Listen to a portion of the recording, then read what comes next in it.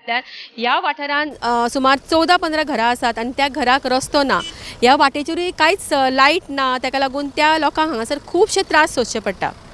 ना हो गॅस कारका हांगा पावना ते रोडवर वचचो पडटा आनी हय आमकां रोड मेन ना पाणी लायट बीड आसा फक्त रोडाचो आनी ती वाटच मातसो ना.